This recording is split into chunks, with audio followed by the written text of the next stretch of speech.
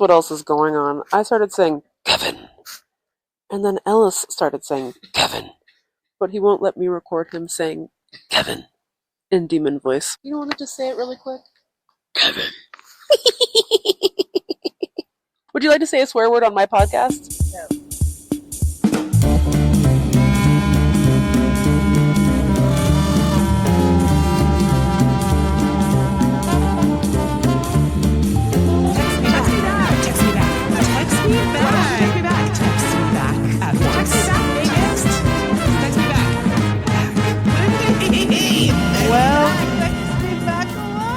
We're back at it again. The only podcast that's the number one podcast in hell. The only podcast that hails Satan. Hail Satan! You know, Megs, I was just thinking about Satan. And yes. I feel like, first of all, Satan's having a huge comeback, which, like, good for her. Yeah. You know, like, I see lots of TikToks where people are like, Satan's a real guy and he's walking around doing stuff. But then at the same time, I also was realizing that I feel like when I was a kid, I was a little hesitant to make fun of Satan.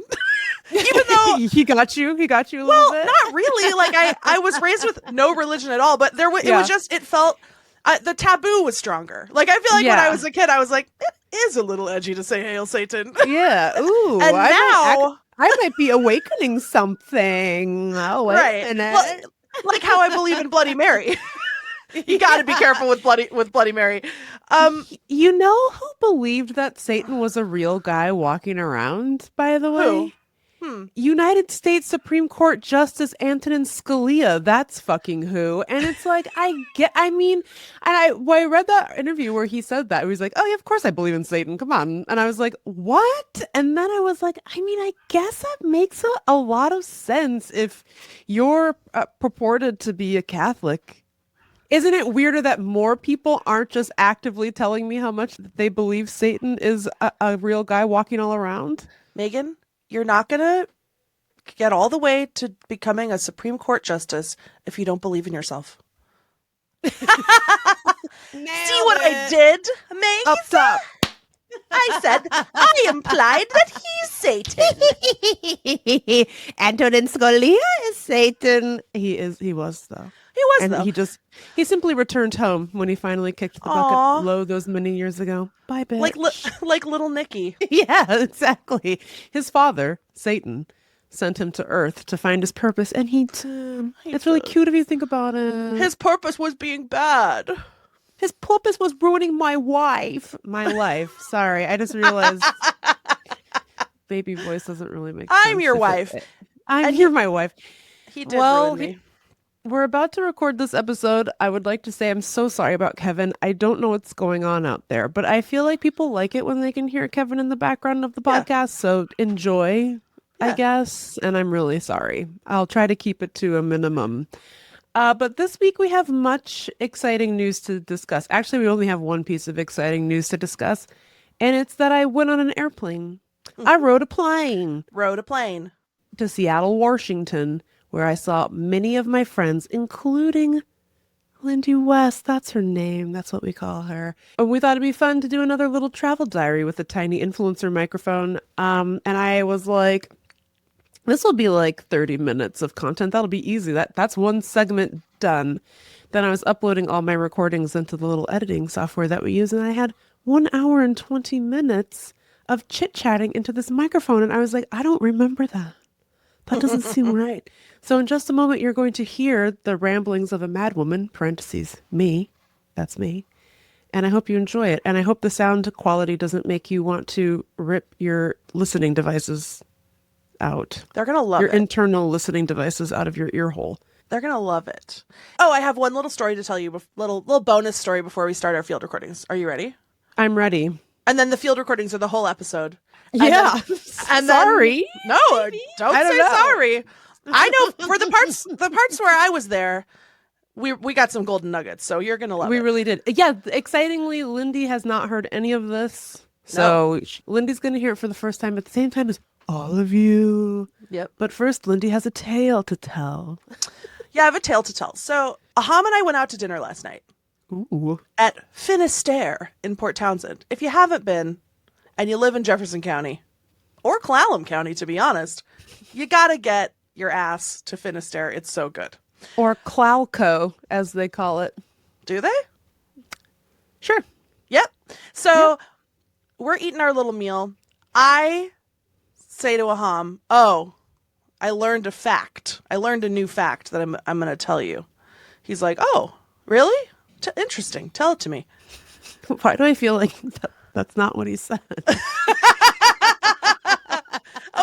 I think he said he was sort of like cutting his chicken. Yeah, his chicken breast. It was like, oh, interesting. Tell me what it is. No, I love to know facts. You're right. He said, oh, good. My wife has another thing to say. Oh, thank God. Yeah, but our relationship isn't that dissimilar to my relationship with my podcast co-host, meaning that I talk and they say, uh-huh. Oh, Lord. Okay. So, here she comes. You again? Okay. So I'm like, I'm going to tell you this fact that I learned on Instagram Reels. God. Oh my God. You really are moonlighting our podcast in other locations. Megan, it's not an act. It's a lifestyle. So yes, I am. I understand. But you're about this life. Yeah, I understand. Yeah. But no, this is going to surprise you. This isn't your typical Lindy West fact. Okay. This is more personal and more vulnerable. Okay. So I'm like, I learned a fact. I was watching Instagram Reels. This Instagram Reel came up. It was like a doctor, and he was like, "Hey, you see these things? They're not moles." And then he put up a picture of skin tags, and I'm like, "Oh yes, I've seen those. Oh yes, I know about those." He's like, "They're not moles, and they're not, bug bites or whatever." And he's like, don't go to the doctor and have them cut them off. That's just going to cause you a bunch of pain, and they're going to come right back. And I was like, oh, interesting. So backstory, I used to have some skin tags here on my décolletage. Oh. And then they went away for a few years, which coincidentally, was also the years when I was like really active, like hiking a lot. I was running. It was the year of my 5Ks, which we're getting back on that in Lindy's rebuilding year. But okay, this is mountain lions. This is part of Lindy's rebuilding year. I'm just realizing this story. So, then during those years, my skin tags disappeared, and I was like, I would say 2020 through 2022, Lindy had no skin tags all of a sudden. I didn't have them removed; they just disappeared. Then Lindy got depressed.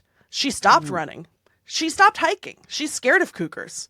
She started being treated for an eating disorder where they said, you gotta eat whatever you want or else it's bad for your brain. And I said, okay, well, I'm gonna have Cinnamon Toast Crunch. So then guess who came back? All my skin tags. Old lady skin tag. A whole bunch of them came back. New ones even. Yeah. So then I'm like, that's interesting. And I just assumed that okay, maybe I've gotten a little bit larger. Maybe I have some sort of folds and the skin tags appear. It's because of the friction who knows. But I had noticed this correlation. So then the guy on the Instagram Reel, he goes, skin tags are not caused by friction or heat or whatever you might think it is. Skin tags are caused by insulin. Yes. Resistance. I know this fact. Yeah. And so if you're eating too much sugar and your body's not processing it, you're going to get a bunch of skin tags. Mm-hmm. So I'm telling this to Aham, and I'm like, isn't that interesting? And he goes, yeah, I know that because I was in the bathroom when you were watching that video, which is and he goes, so I heard the video and then I heard you go, okay.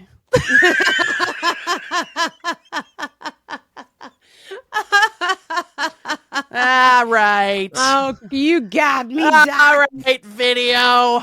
Lest our listeners think this is another ice wall situation, I think that's a real fact because I think I've talked about this on the show. I had high A1C / pre-diabetes, and is pre-diabetes fake? Sure. But I also had it. You know what I mean? I was 1 percentage point away from having diabetes according to my blood work. So I had to go on an A1C journey. But anyways, I started getting skin tags on my neck, which I had never had. And I was like, so weird. I just figured it was from necklaces or something. Now I don't have any. My A1C is within normal range. And I was like talking to a nutritionist stuff about eating more protein and eating perhaps more mindfully. I don't know what the like acceptable word is for that. But anyways, you guys know what I mean. I'm not doing toxic diet culture to you. And now I have no skin tag free. And then I started to see that fact crop up and I was like, it was the freaking insulin. Yeah, well, and actually, you know, now that I've been doing my little eating therapy, and I've sort of like my mood has sort of stabilized where so now I'm not like restricting my Cinnamon Toast Crunch intake, but I'm just not eating as much Cinnamon Toast Crunch. Still fat, still fat, same amount of fat. But the skin tags have started to disappear. So I actually do think it may have been Cinnamon Toast Crunch induced skin tags.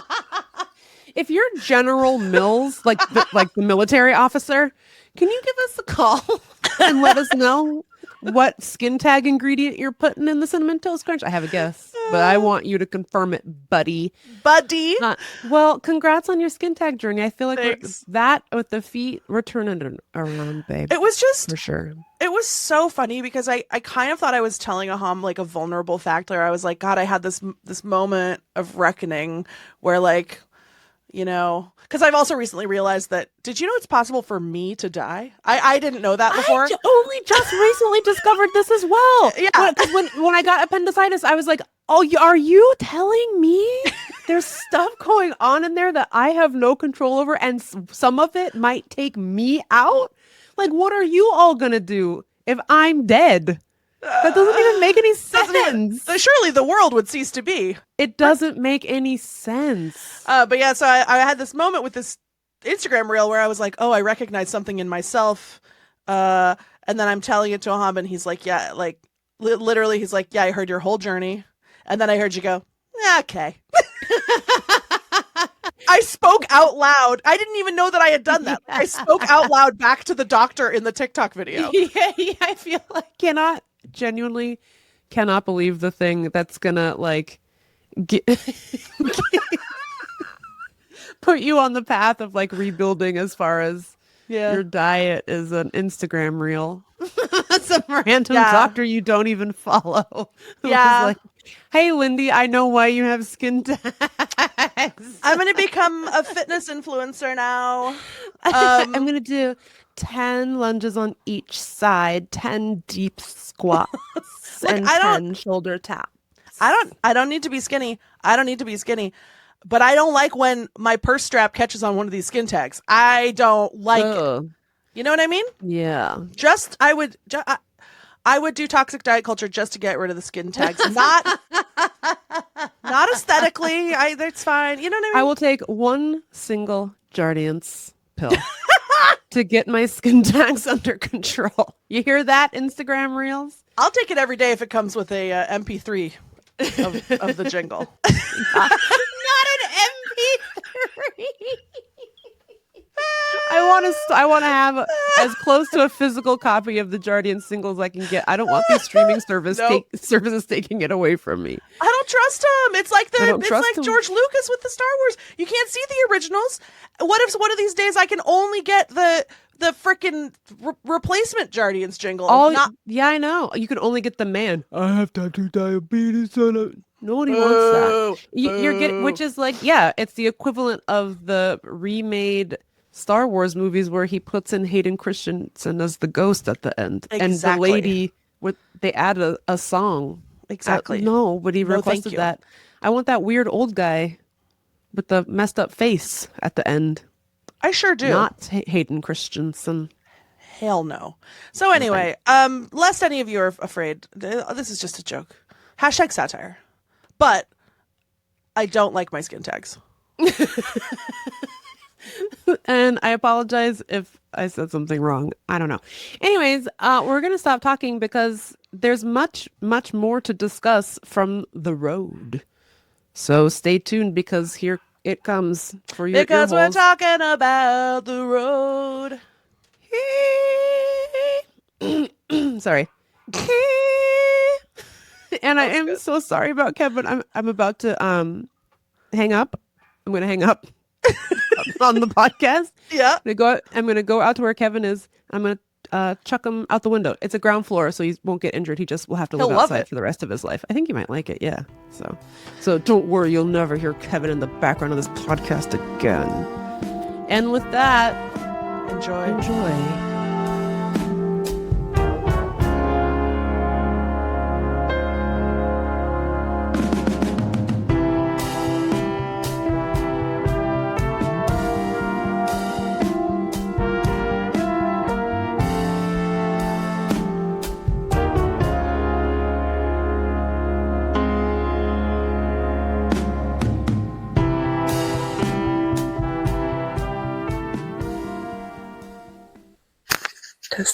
Testing. Aha, yes. I have gotten the tiny mic to work. Good morning. Text me back, lights. It's 6:09 a.m. here in beautiful Washington, D.C., and this is your intrepid co-host of Text Me Back podcast, Meagan Hatcher-Mays.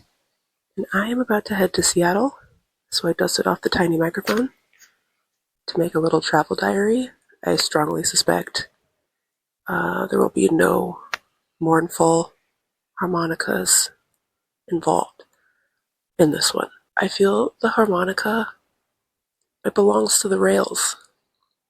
It's an instrument of the ground.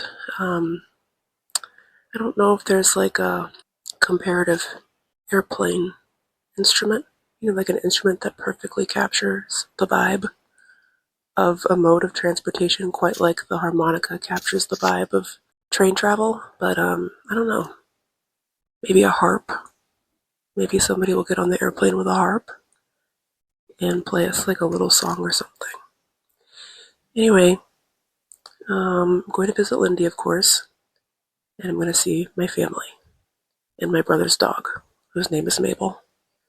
That does mean I have to leave my dog, whose name is Kevin, and who is from hell, behind. I would ask him how he feels about it, but he hasn't gotten out of bed yet. So, all right, stay tuned. Chat soon. All right, here I am at beautiful GCA. Some people who are demons call it the Ronald Reagan National Airport. I don't call it that because I'm not a Republican. So just a little word of advice: if you're traveling to DC and you call it Reagan, everyone's going to think you voted for Trump. So make sure you call it National or DCA. Just a little bit of a local advice for you from a local. That's me, Megan. Anyway, I've arrived. I was driven by... Oh my gosh, I'm so sorry. All right, my suitcase just fell down the escalator and hit someone. So, off to a great start. Having a great day. I was going to tell you that I was driven here by a man named Furcus, but that seems unimportant now. All right, talk to you later. Bye. One benefit I think Lindy had over me is that she had a private suite in the train, so she could just make recordings without feeling exposed. Whereas when I make recordings, everyone looks at me like I'm insane, which is both valid and understandable. What's on my mind is this. I can't believe Agent Dale Cooper walked around Twin Peaks talking into a tape recorder for like a year without feeling just a deep level of personal humiliation. Agent Dale Cooper, my hat's off to you. It takes a really strong person to talk out loud into a recording device surrounded by other people. Love you, Dale.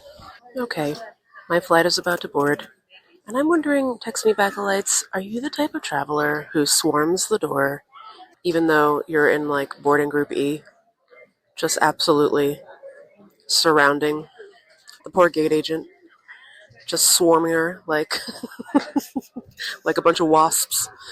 Is that you? Let me know. Let me know in the comments. Or are you normal and do you remain seated until, they call your boarding group? By the way, if you do swarm, I'm going to be honest with you. I feel like it's not really your fault. I feel like they made air travel so heinously unpleasant that we are all reacting the best way we know how, which is like our pure, most animalistic form, because we're terrified that they're going to take our bag and throw it, just chuck it underneath the plane, which is why everybody swarms the lady like a wasp. But really, it's not your fault if you think about it. If you think about it, it's Ronald Reagan's fault for deregulating the airlines. Once again, it all comes back to Ronald Reagan, folks, and that's why we call it DCA. That's why we call it national. That is why we don't call this airport Ronald Reagan National Airport. Thank you very much. Okay, I have boarded. I had to put my bag kind of far away from my seat, so when I get off, I feel like I have to stand around and wait until I can get my suitcase. I continue to be humiliated using the tiny mic in front of other people. The two guys I'm sitting next to did not laugh at my joke, and so I'm feeling very vulnerable. I will say that, so I'm sitting in the exit row, and the flight attendant came to be like, you have to be like, yeah, I'll rip the door open if there's an emergency or whatever. It's usually pretty quick. This lady was like, here's how it works. You got to rip off the plastic thing on the handle, pull the handle down. The door's open like wings. But before you do that, look out the window. Make sure there's no structural damage. Make sure there's no fire. If I'm yelling at you to open up that door and you see fire or structural damage, you tell me no, because I won't be able to see it because I'll be in the back of the plane. And I'm sitting here like, Jesus Christ. This is the most terrifying safety briefing I've ever received in my 30 years of flying, ma'am. And I just want to say, I believe we've officially made America great again when the flight attendant is going deep on the potential for structural damage to the wing in an airplane emergency. I'm really glad we cut the costs. You know what I'm saying? Also, and I'll talk more about this when we land, some lady tried to fight me. I had to put my bag a few rows behind me. Then I moved back and I was like, oh, excuse me, I'm actually in row 16. So the people behind me had to back up, and they did. So I went to lean down to ask the people in my row to move so I could get into my seat. This lady just goes, excuse me, ma'am, you need to wait 1 second for us to back up. And I was like, I'm just getting into my seat. She's like, I know what you're doing. She just like didn't like how I was doing it, so she just decided to chirp at me. And I was like, what is this tension? I don't understand what this tension is about. And she goes, you're the one causing the tension. And I don't think that's true. I don't think I am the one causing the tension. Definitely think it was that lady who became the principal of Alaska Airlines Flight 1 from DCA to Seattle. So mind your fucking business, lady. This did not affect you in any way whatsoever. And then she just jawed about me all the way back to her seat. Listen, we're on a skybound Greyhound bus to the West Coast. This is not a private jet. It's not a PJ. Okay? You're gonna have to interact with other human beings, and if you can't do that, don't get on the plane. Don't hassle me about how I'm moving through these aisles. I'm being normal. Okay. Anyway, this lady looks like one of my least favorite aunts, so that was probably why it triggered me so much. Okay. I have exited the plane. I have an update for you about my fake aunt, the woman who was mad at me because she didn't like that I needed her to back up so I could get into my seat.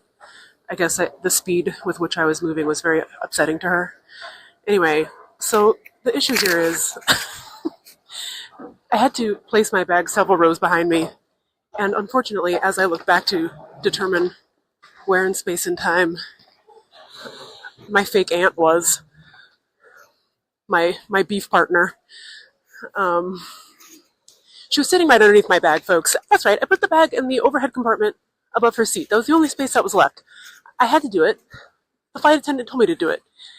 I don't know if that's what kicked off the beef, but then I was like, oh my God, when this flight is over, I'm gonna have to see her again in order to get my bag.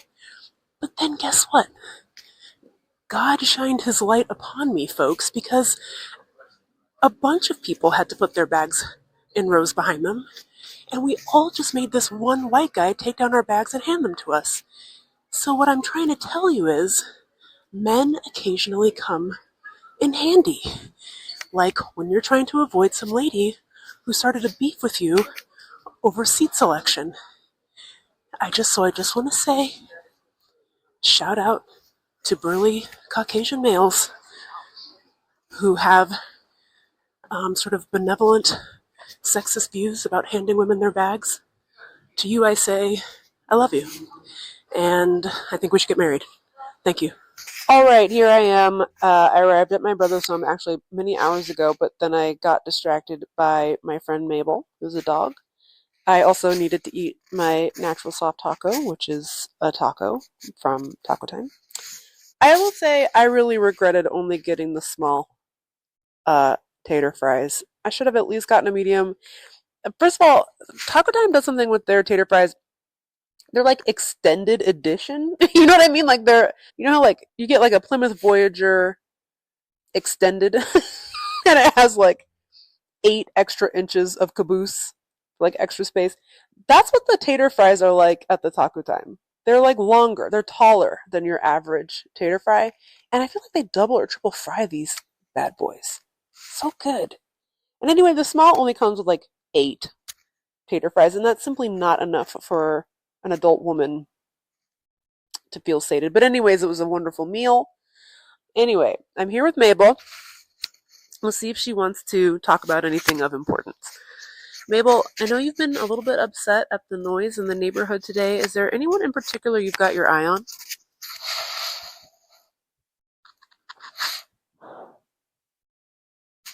Yeah, I agree. All right, well, you stay on alert. My sister-in-law went to go get my nephew, Ellis, from school. And when he gets here, we're going to probably hug. And it's going to be pretty cute. And I don't think you can capture a hug on a microphone, but just try to envision it. Try to envision like the cutest little 9-year-old you've ever seen. You know, just like the sweetest little pot pie in the whole world. And then imagine that little guy gives you the tightest little squeeze you ever did feel in all your life. And that's what's going to be happening to me in about 15 minutes. So, get excited. Well, team, here I am with my influencer microphone. The nephews do not like to be recorded with it. I did just say a string of swears in front of them, but I'm told that's not a big deal. Am I allowed to swear in front of you? You guys aren't allowed to swear. That's illegal. I'm not. Yes. Would you like to say a swear word on my podcast? No. Oh, okay. All right. Well, one of my nephews is telling me they got Godzilla and Pokemon now, but then he was like, that's not Pokemon, that's something else. I couldn't be bothered to find out what it is. It's Fortnite. It's Fortnite, he says. I don't know what that is, I'm going to be honest with you. It's a gun game. Guns? Wow. Violence at such a young age. What are we teaching our children? Is our children learning? Ellis, I have a question for you. Is our children learning? No. No? Yes. No. Our children isn't learning. I'm telling the truth. No. Thank you. Here's what else is going on. I started saying, Kevin. And then Ellis started saying, Kevin. But he won't let me record him saying, Kevin, in demon voice. You want to just say it really quick? Kevin. Guess who it is? It's my brother. Your comment? I'm Megan, I have a podcast. Don't fart on my influencer mic. It's not, Mabel doesn't like it either. Oh. Well, I regret bringing the tiny mic out. Life is over. Alright, it's day 2 in Seattle, Washington, my first full day. Last night was very eventful. We ordered wings from Wingstop. I don't know if you have ever had wings from Wingstop before. They were delicious. My nephew is a teenager, so he's like really into chicken wings, I guess. I don't know. Is that common for teens to develop like an interest in chicken wings? I don't know. It's some YouTube thing. In any event, the chicken wings are good. So if it is a YouTube trend that I got sucked into, I support it. I'm fine with it. Then I was relentlessly bullied by my family, which is, the highlight of any trip home. But I went to sleep at like 8:30 p.m. because I'm tired. I could sit here and be like, oh, it was jet lag. Let's be real. I go to bed pretty early. Pretty old. Anyway, on the menu today, laying around. That's right. No plans. It's going to be great. There's a family of crows that visits my brother and my sister-in-law, his wife. And this morning, they got to enjoy my nephew's leftover wings. So that's why they come here. Someone just put out a big old container of Wingstop. Now, I think that's scary. I don't think you should invite nature onto your property like that. But, these people just do what they want. And I believe in bodily autonomy, even if it involves, making friends with bloodthirsty crows. I'm not here to judge. I'm just here to relax, All right. And I should also say, no one's played a song. There's not been a harmonica. There was no harp on the plane. Still seeking sort of the mournful soundtrack for this travel diary. And I'll let you know if I find one. All right, over and out. Well, here we are again in the Subaru Crosstrek. A great car, by the way. It's not a Subaru ad, but if you're Genevieve Subaru and you're looking for a micro-influencer to promote your cars, please be in touch with the Text Me Back podcast. deartextmeback@gmail.com. That's where you can find us for all your Subaru influencing needs. Today, I've decided I'm going to go to a beloved West Seattle restaurant called Wildwood because they have a Caesar salad there that I really love, and also their sandwiches are really good. I don't know if it's just me, but I also feel a little bit, self-conscious about ordering a salad. Like, I don't want to be perceived as a salad girly, as if I'm, voluntarily engaging in toxic diet culture. It's just that I like salads. I like them. They taste good, and I want to eat them, but I don't want people being like, salad. I just feel like the Gilmore Girls fucked us up in that regard. It's like there's nothing popular media loves more than, like, a very skinny woman who eats a lot. Like, people love the trope of, boy, you sure can eat, little lady. Like, they love that.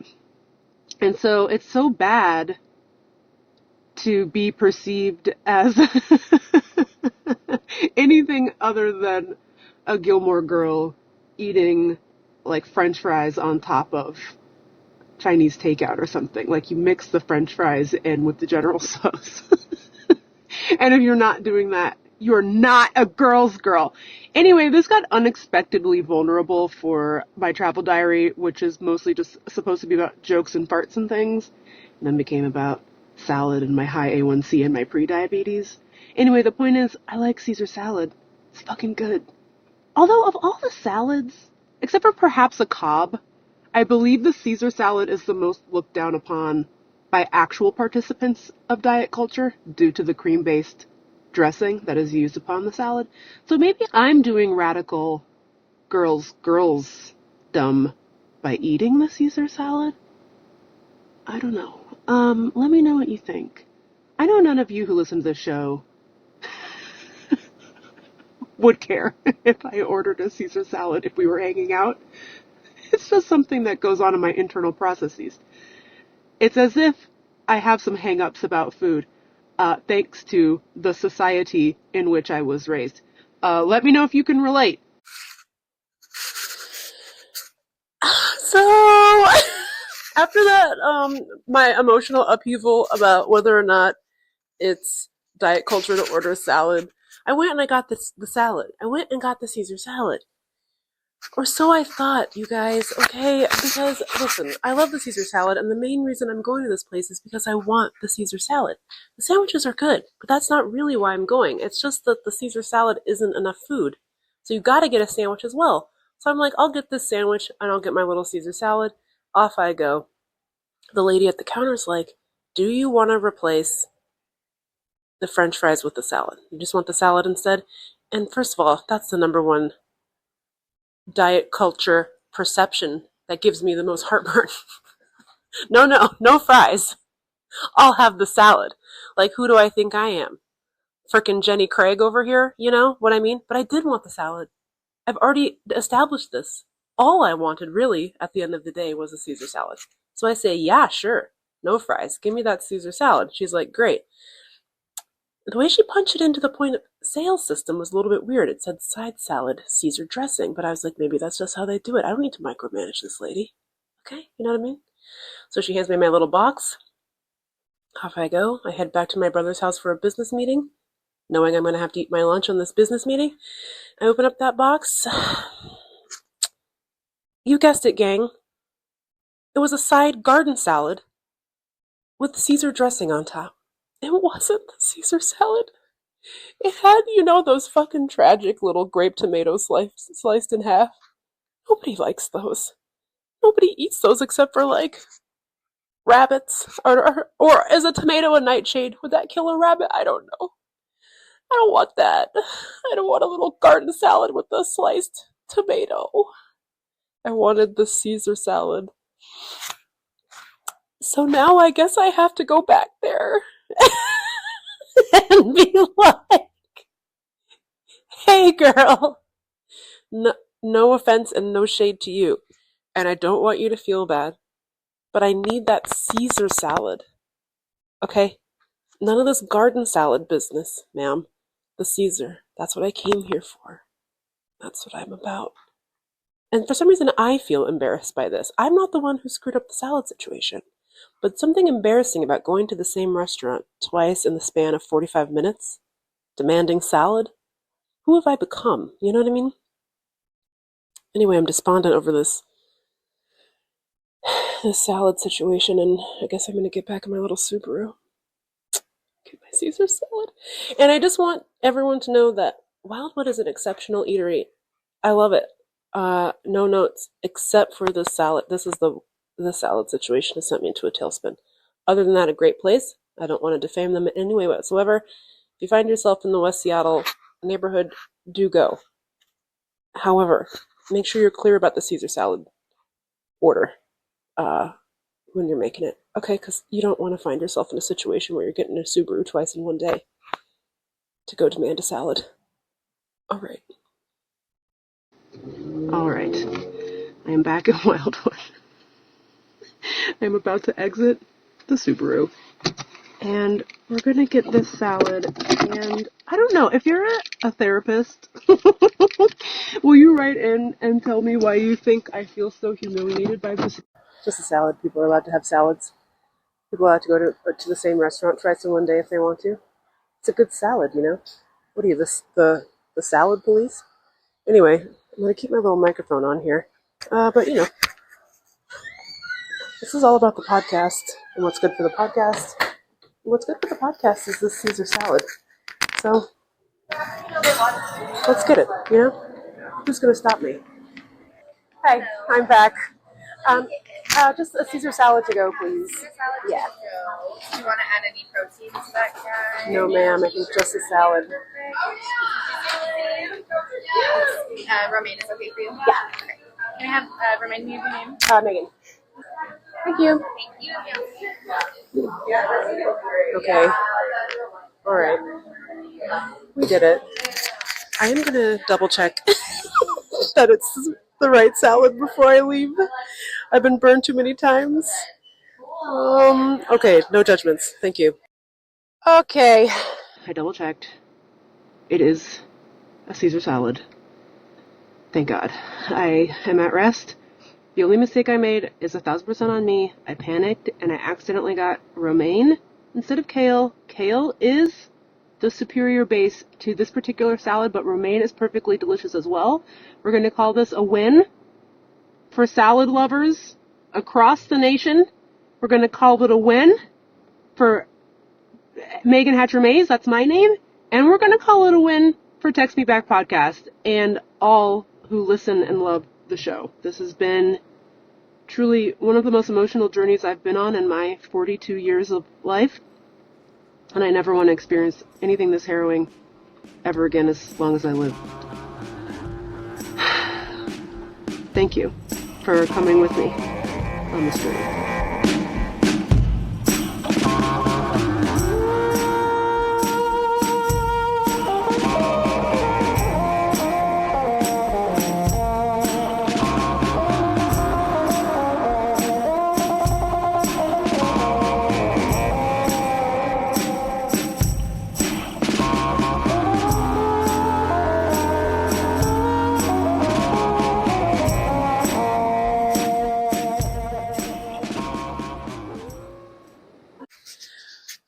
Okay, I'm sitting here. My nephew has returned from soccer tryouts. He made the team. He's a captain, and we stan. Paris Saint-Germain, watch your ass, because here comes nephew to play football. Anyway, we were just chatting about, things that the youth like. And I was like, I can't keep up with it all. And then he said, when I get old, I'm going to totally know what is going on. I'm going to be in touch with what young people like. And I was like, yeah, but the question is it cringe to be old and know what the youth are into? Like, isn't that kind of cringy to keep your finger on the pulse of youth culture if you're in your 40s? And he said, that's a good question. And then he said, what do old people like? Like, what are old people into?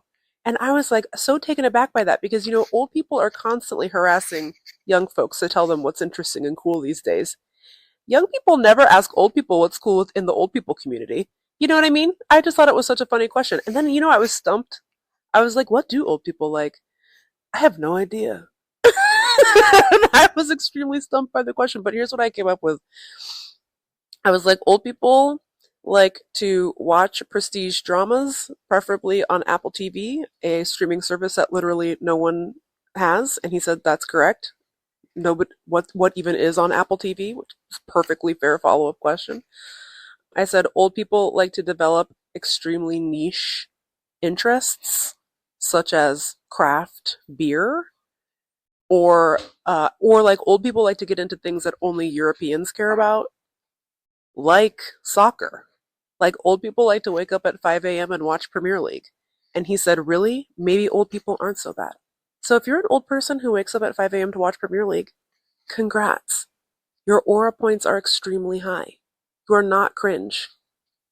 You should be proud. So let me know what old people like. I think I kind of nailed it, to be honest. I also was like, we like to go to bed early. He did not think that was very cool. But I said, old people like to have a really nice meal. And he agreed that that was a good one. So I think we're doing okay. I think the old people are kind of holding it down. So anyways, write in, comment, let me know. What do old people like? And did I nail it? Thank you. All right.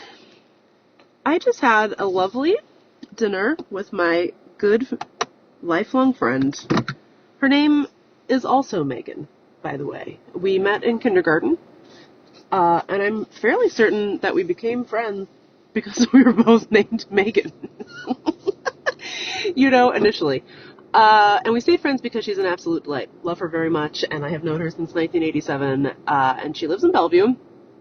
So I got my little Subaru, which I'm in currently, drove right on out to Bellevue, baby, and we went to get some hot pot, and I don't remember the name of the hot pot spot, but I will find it, and I will put it in the show notes if you are in the Bellevue area, because this place was banging. It was very good, and it was very busy, but although we got there very early because we are geniuses. We got there at 5 p.m., and there was no line, and then, of course, by, 6, huge line out the door, because the people cannot get enough hot pot. Anyway, it was wonderful. We had a lovely meal, and we chatted and chatted for many hours. It was so great. It's so just wonderful to catch up with a friend, especially one that you've known for a million years. And you can't have a podcast with all your friends with built-in catch-up time. You know what I mean?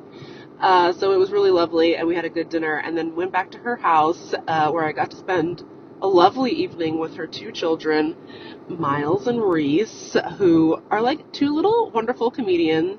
And you know, when you're like 8 years old, 8 and 6, there's nothing funnier on planet Earth than like your butt and farting.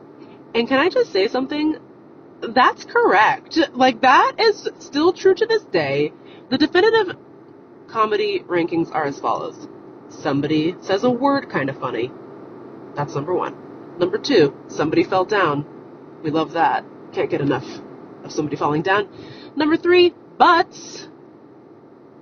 And number 3B, farts. So the kids are correct. Anyway, they're so funny and so insane. We like made Legos, like put Legos together. And it was all in all basically a perfect evening, I must say. Bellevue, here's what I'll say about Bellevue. It kind of felt like this when I was growing up, but I don't know if this is still true or if maybe I was making it up as I was growing up as a Seattle resider. I just feel like there was East Side beef. Like, we were in a beef with East Siders. Like, East Side of the Lake, I don't know her. I'm not going to bother to learn the difference between Juanita and Kirkland. You know what I mean? Like, I'm busy. I don't care. You know, all the rich people live in Bellevue, and we're just scrappy Seattleites. But now everybody who lives in the Pacific Northwest, or like in the Seattle region, is rich. Speaking of, relatedly, I saw like 18 Cybertrucks today. I don't know what's up with that, but you guys have mental illness if you're driving those things around without feeling even like a little bit guilty. Anyways, I have softened on Bellevue as I've aged. I think Bellevue is very cute. I think the food scene out here is a delight, i.e. hot pot, e.g. hot pot. And so I feel like my beef with Bellevue has ended. What I would like to know is, if you grew up in Seattle, did you have beef with Bellevue? And also what I'd like to know is, if you grew up on the East Side, were you in a beef with us? Or did you just think that we were pretentious and condescending because we lived in Seattle? That's what I want to know. Okay, so write in, let me know, or text me back at gmail.com. Miles and Reese, if you're listening, thank you for a wonderful evening. I'll be back soon for some hot pot and for some fart jokes. Thank you so much. Okay, Hester's leaving because she does not want to be included in the travel diary, and that's okay. Hester, your thoughts? Yeah, sorry. It's okay. We'll catch you later. But here we are at a restaurant. I've already forgotten the name of it. Cricket Club. It's on 65th Avenue in Seattle, Washington, and I found it to be perfectly delightful. They have these little air-puffed chickpeas. If they put those in a bag and sold those to me for like $3 a pound, I'd get several pounds. Put them in a feed bag and strap them around my neck. Okay, so Lindy and I have finally reunited. I've been in town for 3 days, and she's just arrived from the Hood Canal. Our friendship is over, but that's okay. We're both fine with it. Is the podcast canceled? Yeah, absolutely. No. Absolutely. It's absolutely canceled. Don't even joke about that. What if we did stop being friends, but we kept doing the podcast, and then it was like the divorce podcast. Divorce, the podcast. Divorce, friendship podcast, over, parentheses, question mark. Anyway, we had a lovely, like, sort of Indian food brunch. It was very good. We got these very adorable, tiny little to-go boxes. I have a question. Yes. If the man was so nice and cute, but gratuities included, do you ever add an extra tip? Yeah, I think anywhere between 5 and 10% is a really good additional tip if the man was super nice and really cute. I think that he was. I think he was too. He was so validating of our choices when we chose our food. He was like, yes. When I said side of sausage, he said, yes. and I just felt like he gets it. He gets it. When you're getting a little vegan brunch, but you want a little side of sausage, This man gets it. Anyway, this has been a lovely morning. We chit-chatted about our feelings, our thoughts, our desires. You know, it's so nice to be with Lindy and Hesty. We've known each other, well, Lindy and Hesty have known each other since potentially birth. I'm not totally sure. Yeah. But I've known Hesty and Lindy both since high school, and they are just so special to me because there's just something so comforting about spending time with people who you know everything about and they know pretty much everything about you. It just is like sort of a built-in comfort zone. Yeah, so you think. Have you seen Peacock's show The Unexpected Killer? If I get murdered, I know you're all going to say, oh, it's always the husband. It wasn't. It was Lindy. I'm kind of like your husband. She's a version of the husband. Okay, so we're going to take a little breaky break from Travel Diary, and they're going to go see another friend. I'm going to go get a pedicure, and then we're going to potentially reconvene afterwards with a different friend from high school, a DT, and we're all going to kiss. So you're not going to want to miss it. What? I've arrived here at University Village. This is the scene of the littering crime, my high school littering crime, where I think I threw an empty Jamba Juice or something cup. Anyway, it was the scene of the kayak dad crime. He really did not like that I had littered the cup. Anyway, U Village, and I think it's always been this way, so it's kind of comforting. U Village is a shopping center devised by Satan himself, and it's full of Satan's warriors. You know what I mean? And coming here is sort of like being sent to. Also, parking at U Village is the most of all the things devised by Satan. The parking at U Village is the one that's devised by Satan the most. So I parked in a 3-minute curb food pickup zone and decided to tempt God because I just don't believe that the U Village police are going to ticket or tow the Subaru Crosstrek just because I parked extremely illegally. I just don't believe that that's the case. Also, the line to check out at the QFC is extremely long, so I'm thinking about just stealing. So I don't know, there's something about coming to U Village that makes me want to commit crimes. Just wanted to share. Thanks. I didn't record that much today, but I think part of it is because I was just having such a nice time. It's just really nice to see people that you've known for 1 billion years. That's very cozy. It's like one of the coziest things ever, you know? And I think it's really good for the mind. We hung out with Lindy's mom for a little bit, and we'll also be hanging out with Lindy's mom tomorrow, along with Lindy's mom's best friend. So it'll be like 4 best friends in a room, which is like pretty charming if you think about it. Anyway, I go over there to Lindy's mom's house, and she goes, "Oh, I have a present for you," and she handed me a big manila envelope that said Meagan ? On the outside. And I can't tell you, what a choice that is. Next time you give somebody, like a loved one, a present, put their name on the outside of the present with a question mark after it. It really, it just adds a certain flavor, I think, to the gift-giving process. I really recommend it. Anyway, I opened up the envelope, and inside was this very beautiful ceramic plate with a lady on it, standing by sort of like a Scandinavian log cabin with her goat kind of carved into and painted on the plate, and it's beautiful. And Lindy's Auntie Austri, who is one of Lindy's top aunties, may she rest in peace. She was such an angel and is still an angel wherever she is. I guess used to collect these plates, and so now I am the proud owner of one of Auntie Austri's ceramic plates. And I think we can agree that the woman on the plate is me wearing a blonde wig, and the goat is Kevin. So we'll post a photo of the plate on our Instagram.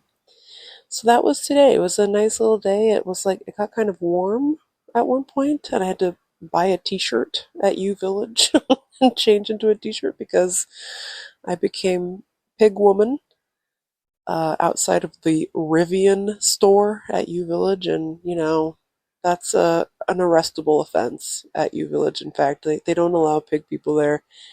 Anyway, speaking of, I will be returning to U Village tomorrow to have lunch with Lindy and her mom and her mom's best friend. So wish me the best. Okay, we're at Joey Kitchen. Two best friends with two best friends. Ella and Ingrid, best friends. Lindy and Meagan, best friends.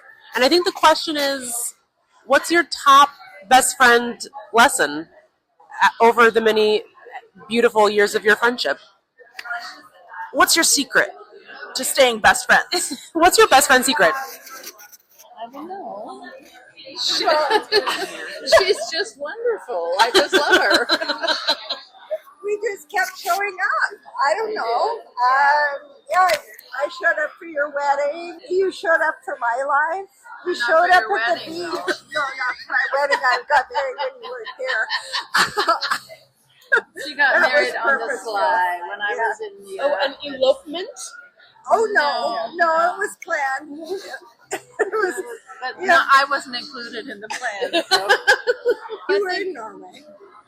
Yeah, I was in Norway. So no, it's fine. They went home from Europe before I did, so they couldn't wait.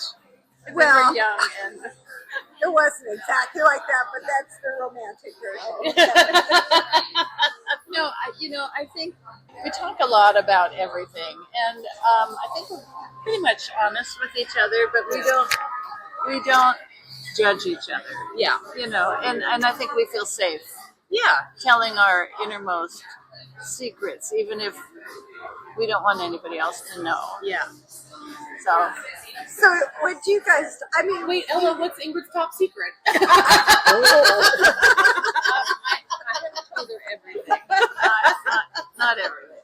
There are a few things I don't talk about. What's your best friend origin story? How did you meet? And how did you decide to become best friends? I thought you said your best friend's orgies. Well, that also. That's one of my secrets. Oh, dear. Well, it was very ordinary. We all ended up with a part-time job at Sears and Roebuck on 65th and Roosevelt. That was where that's where we all met each other. Yeah. That was where we all met. We were all going to college. And you just thought, I hope that all my shifts are with Ella because she's really fun. And she complains about the customers with me. I don't know. We just got to know each other. Over time. I think we were, in 1970, I was just barely, I don't know, freshman or sophomore in college. We weren't in nursing school yet. No. We decided to do that, and we made that decision together. Well, I said, what are you doing? And she said, well, I'm applying to nursing school because they have free money. You can get money to go to school. I said, She said, ooh. great, I'll be a nurse too. Yeah, amazing. I can do that. I'm a dedicated caregiver. And we had never been in a hospital before, and we had never known a nurse. Never known anybody that was. No, we've never known anyone to be in healthcare. But she's my smart friend, so if it was a good idea in her mind, I thought, yeah, sounds good to me. And they paid for it. So we were done. Who's better at being a nurse? She is. No, really. Ella, for the record, Ella is pointing at Ingrid. No, it's not true. Ella is very half-heartedly pointing at Ingrid just to be nice. Okay, well, this is the deal. I am not. This is the deal. Ella has brilliant instincts. Really? And, yes. And if I never knew that. if somebody's going south, she jumps in. She knows exactly what to do. Yeah. Really? And I'm like, okay, what's going on? I need to check the record and figure out. Let's see, there's option A, B, or C. Yeah. I had never known that. You I didn't know do. that. Of course not. Yeah. Well, you think things through more I clearly do. than I do. Maybe And you you do just a better job. no, because people will die. Well, then there's that. If I think too long. Then there's that. Yeah. So, yeah, anyway. What's your favorite thing about the other? I mean, I trust her. Yeah. Yeah. Really important. Yeah, I trust her, and she has impeccable taste. That's true. She does. In friends. And in clothes. Yeah, you guys are twinsies today, which is very cute. Oh yeah, that's the cutest thing about us is no matter what the event, we're always dressed the same. Always happy. Without, I feel like we don't ever dress the same. No. Yeah. We need to work on that. Our twinning You have mentality. You're much more stylish and refined, and I'm more chaotic. Well, yeah, I think You're very your style elegant. is more chaotic, but parentheses complimentary. she has to present a good face, I have to be around politicians from time to time. That's right. and they're judgy. Yeah, it's true. So do you have, in closing, do you have any advice? Do you have any advice for people who are looking to become best friends? You mean like you and Megan? Yeah. Are you just starting out on this? Yeah. Yeah. We're kind of new to the best friend game. So you guys met in 2000. Sorry. Is that when you met? 2000. Maybe 1999. Yeah.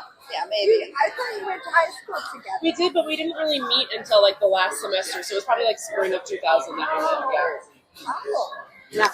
So we'll just say 2000, and we met in 70. So 70 and 30. We're 55 years. Yeah. And you guys are only Like 25.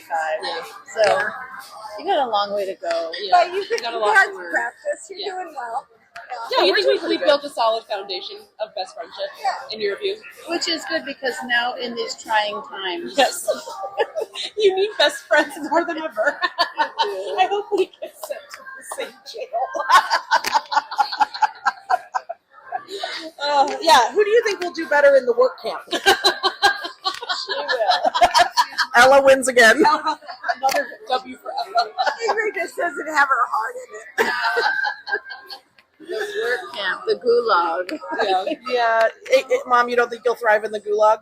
I will not thrive. Yeah. I don't like to be cold, and I need a lot of breaks. One thing in the gulag, they're never going to serve you a sandwich that's too tall. Yeah. Something to think about. Or I bet the cookies are hard as rocks. Ingrid does not like a soft cookie. She only likes a crunchy cookie. And I don't like a sandwich. I can't get my mouth. Yeah, no, who does? A lot of people, men like sandwiches. Oh, that's true. Men are a big Can't problem, trust them. you know. Stack of meat. Well, girls, thanks for You're very welcome. You're very welcome. And in conclusion, I love my best friend, and we're gonna start dressing alike. Well, you know where we will dress alike? In the work camp. They will give us matching uniforms, and it'll be so cute. Okay. Thank you, besties. Thank you. Should we make a little? Oh, yeah. Yeah. We just left Joey K. A sensational lunch as always. Gotta recommend the blackened chicken, of course. It's on a bed of warmed potato salad, which, by the way, listeners, had loose corn in it. And I will say, did I need the loose corn to be in it? No, I did not. But was I upset about the loose corn? No. Also, no. So then at the end of the lunch, Ingrid, Lindy's mom, agrees to pay. Our server, Luke, I believe his name was, brings us the check and says the following: someone, an anonymous person, has generously paid $100 of your bill, $150 of your bill, and all you owe today is $6.62. So Lindy and I said, don't worry, Ingrid, we've got it. We will pay for today's lunch. You don't worry about it. No, Ingrid still paid for some reason.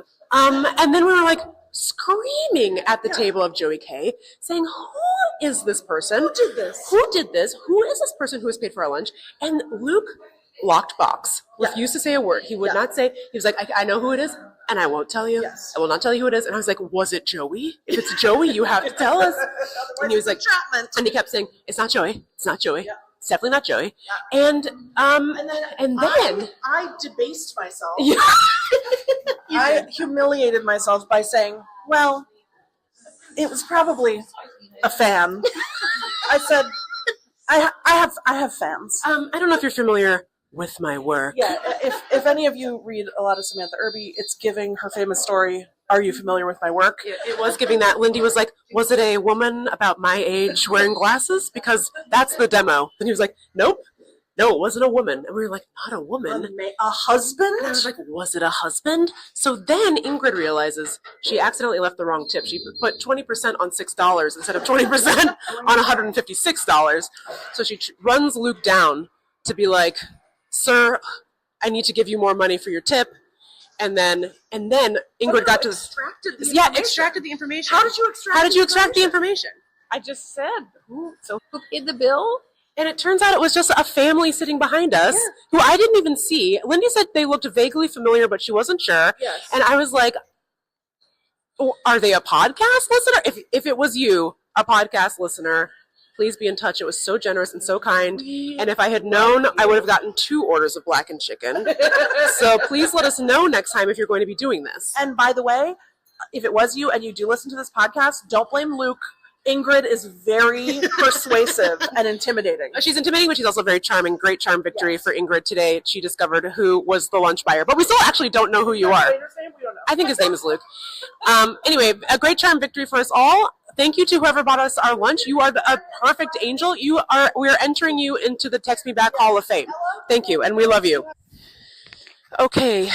Text Me Back-alites, we are on the scene of a 25-year-old friendship mystery. We have just parked the Subaru and we are walking to the Burke Gilman Trail. Who is Burke? Who is Gilman? I don't know, but I'll bet you anything they've never been here, just like everything else we name shit after in this state. Anyways, when we were in high school, Lindy had a house party.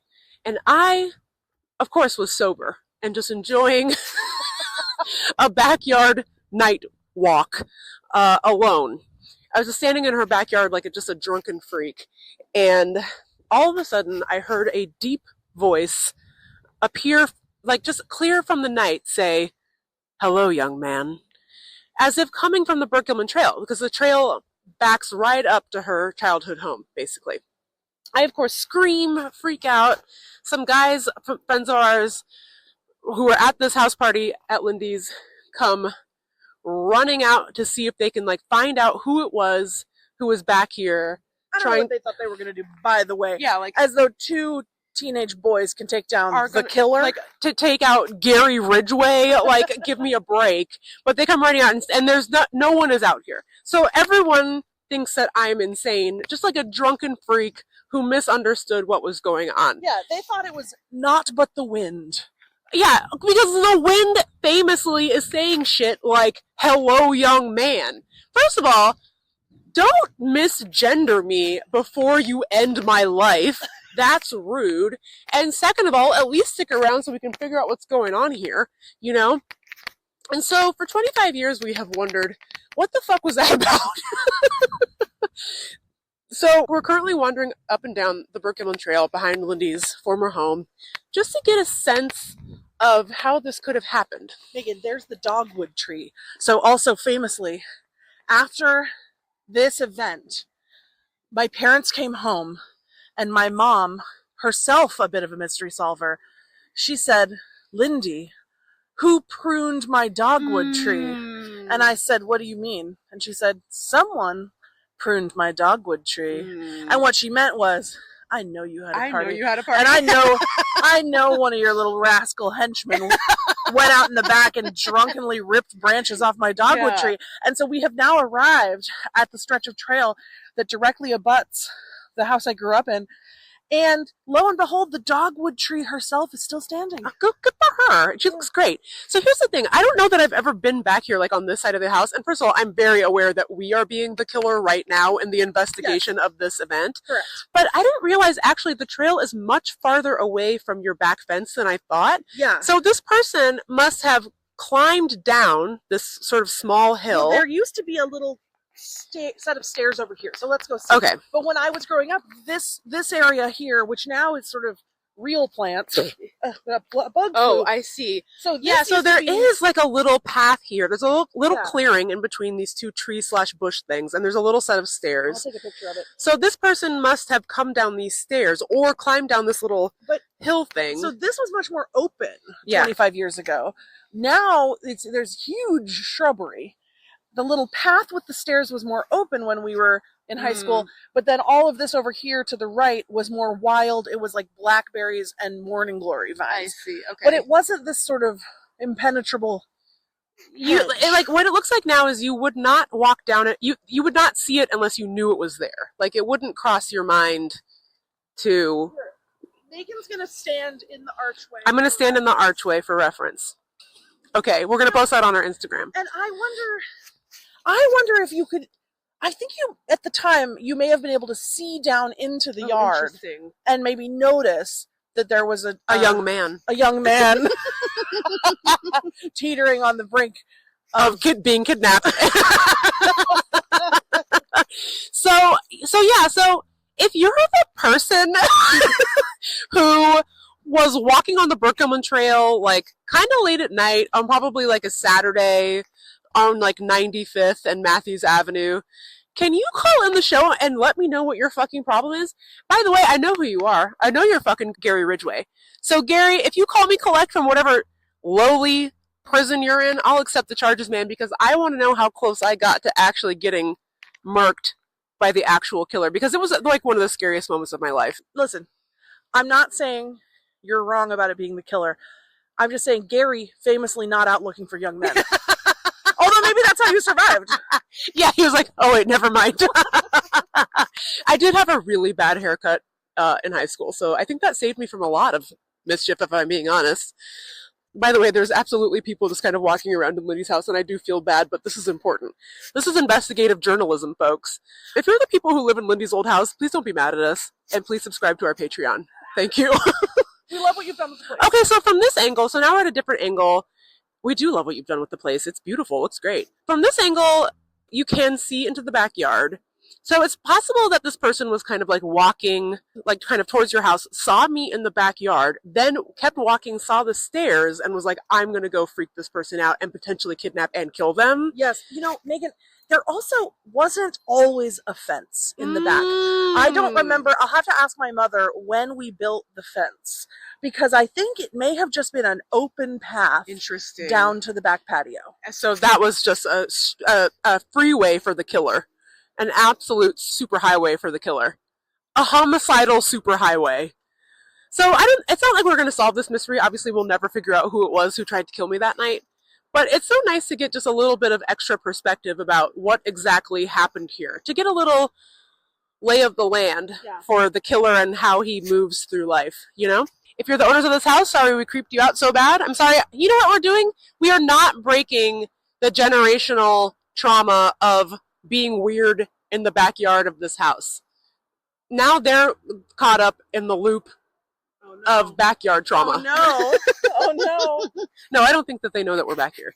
Or maybe they're so scared they've already called the police. Oh, there's a squirrel, and I thought it was a person. I thought it was you, and I was going to talk to them. All right, well, anyway, if you have a lead on who tried to kill me that night, those many years ago, give us a call, write in. We'd love to solve this mystery so much, but it's good to be back at the scene of the crime. I feel like my inner child is healing. I've boarded my flight. I'm very pleased to announce that I was in boarding group B, which was amazing. B as in boy, B as in beautiful, B as in businesswoman. And so I didn't have to deal with any angry women who looked exactly like my evil aunt. And I just boarded right on, put my items right up above my own seat. It was beautiful. It was charming. It was delightful. And now I'm seated. I'm going to head on back to Washington, D.C., unfortunately. I'm looking forward to it, though. It was a lovely trip to Seattle, Washington. But it is time to go home and sleep in my own bed.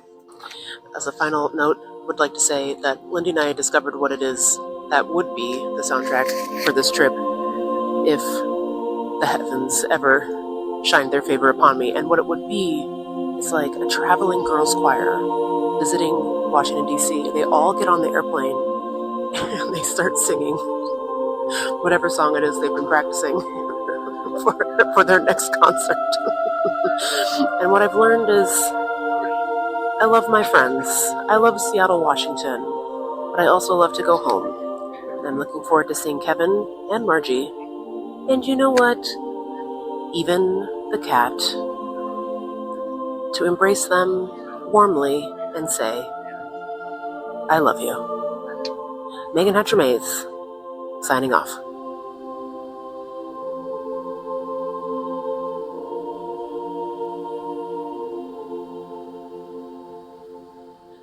Well, Lindy. Well, Meagan.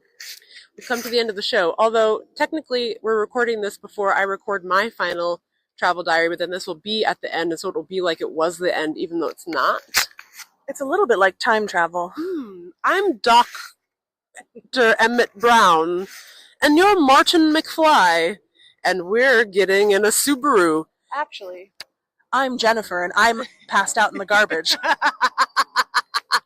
Where we're going, we don't need garbage. Actually, I think he does use garbage to power the car. So I think that's right. Where they're going, they do need garbage. That's why they threw an unconscious Jennifer in the garbage. It was to guard the garbage. To guard the fuel, to get back to the titular future. So actually, she had the most important job. Actually, she had the girl character had the most important job. So if you think about it. Anyway, we had a lovely time in Seattle, Washington, and seeing each other and hanging out with Lindy's mom and solving mysteries and getting free lunch and feeling uncomfortable at U Village. We got barked at by the dog. A lot.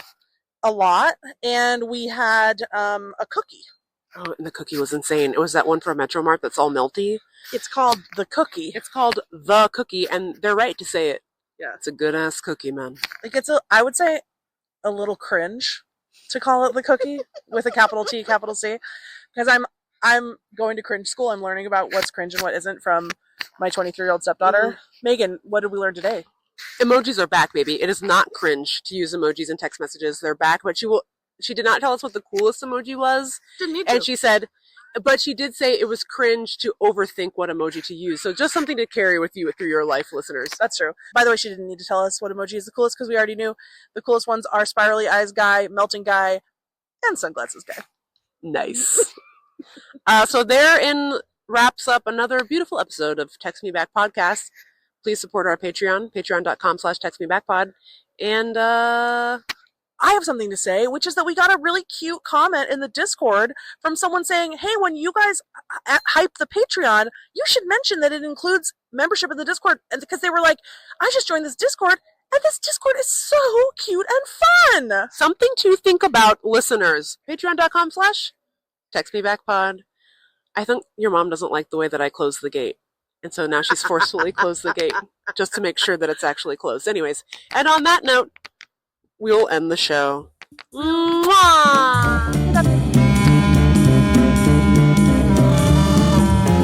Thank you so much for listening to Text Me Back. If you like the show, please tell your best friend about us. Be sure to rate and review us. It helps people find the show. And most importantly, please support our Patreon so we can keep making this. It's patreon.com/textmebackpod. Text Me Back is a production of Meagan and Lindy, proud members of the BFF Network. Our senior producer is Meagan Hatcher-Mays. Our other senior producer is me. Our show is supported by Copilot Collective and produced by Allie Slice. Our digital strategist is Chance Nichols.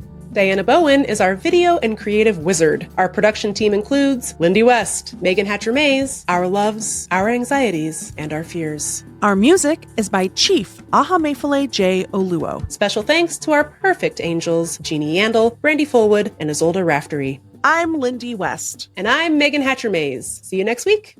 Mwah!